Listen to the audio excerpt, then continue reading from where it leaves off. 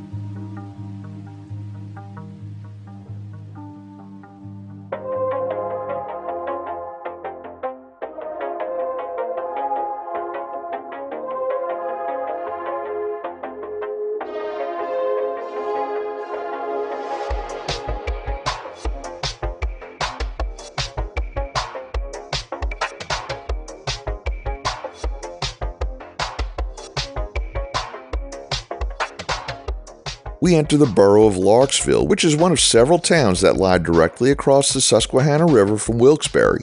Larksville, originally incorporated as Blindtown in 1909, underwent a name change to honor Peggy Lark, a notable former resident.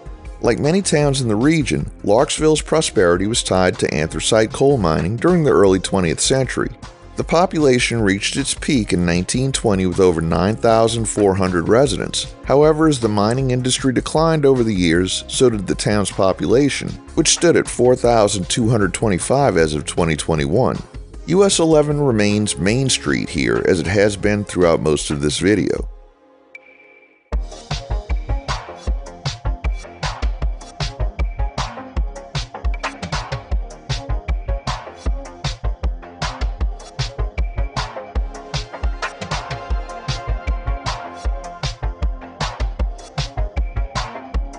Here, US 11 changes alignment to move closer to the river, and the name changes to Boston Hill Road, presumably named for a geographic feature. We do seem to be going over a hill here.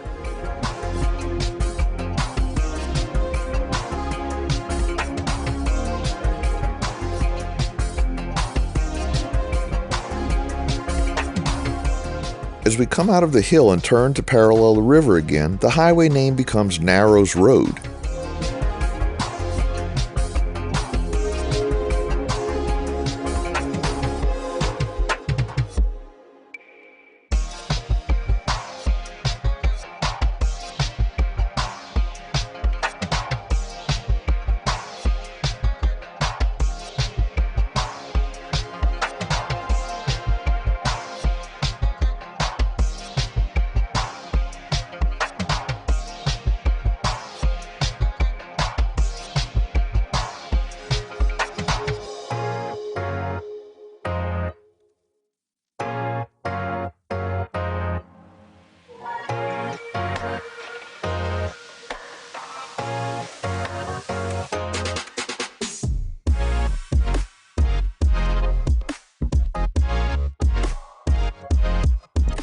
We enter Edwardsville, and the local name of US 11 changes to South Wyoming Avenue, named for the Wyoming Valley, not the state that's over 1,500 miles away.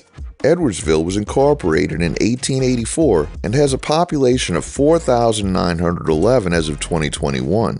The Edwardsville Hometown Committee was formed in 2013 with a goal to improve quality of life for the citizens of Edwardsville by sponsoring family-friendly events throughout the year. The main event is the annual Pierogi Festival, held every June since 2014. The festival is a 2-day-long event featuring food and non-food vendors, rides, games, live entertainment, a pierogi cook-off, and a pierogi parade. And if you're not aware, a pierogi is a Polish dumpling. They really should coordinate with Plymouth and combine their festivals. It seems to me that the pierogis and the kielbasa would go well together.